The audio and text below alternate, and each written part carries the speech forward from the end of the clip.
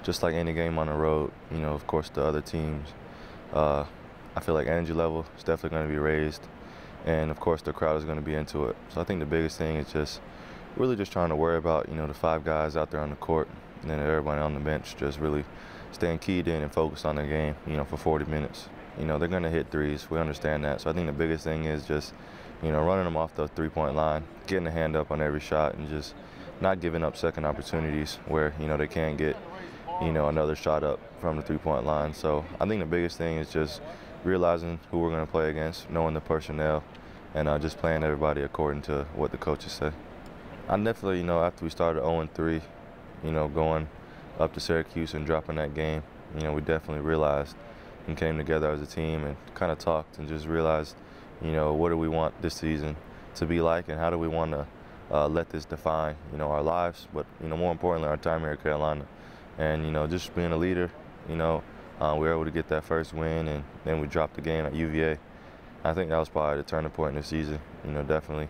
Not just because we haven't lost since then, but just because of the changes that we've made, as far as in practice, in game experience, and just, stringing together these wins. It's just a different environment than you're used to. Obviously, it's a small, compact gym, and they have one of the best fan bases in the country, so their student section is going to be into it.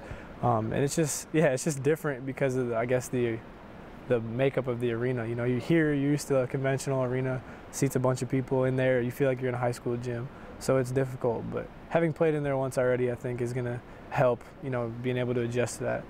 I remember us playing 30 minutes of pretty good basketball, and then, just not having the firepower to keep up at the end of the game. We let it slip away in the last 5 or 6 minutes, but as a freshman, I know I didn't play very well, and, I kind of let the environment get the most of me. But I'm not a freshman anymore, so I'm really excited to go back and play. Especially in the second half, we made them uncomfortable by switching up defenses and giving them different looks. And we also stayed home on shooters against dribble penetration. That's one big thing we've tried to focus on, is not allowing dribble penetration so we could stay home on shooters.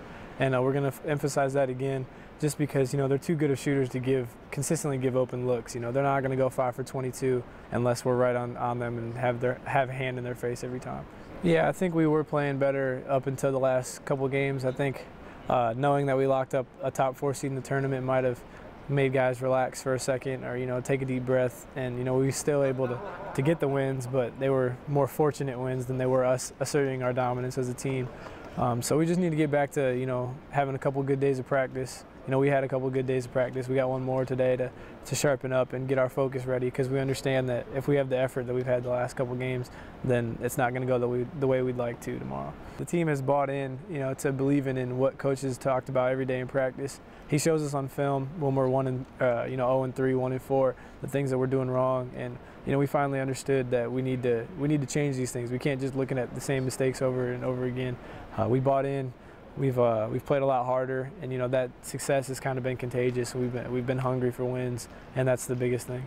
Falling to 1-4, first time in coach's history coaching here. It's a sad stat, sad thing to be a part of and say you were a part of, but it's also a great thing to say that you ran off 12 after that, or possibly 13. So, while it goes down in history as one of the greatest things that a team could do in UNC history, still got to keep moving forward. You can't get caught up in the limelight and everything. We still got another game to win. Still got a whole tournament to play in the ACC and a whole tournament to play in the NCAA. So just taking it one game at a time, not looking too far forward. And it's worked out for us so far, so I'm not really going to change anything.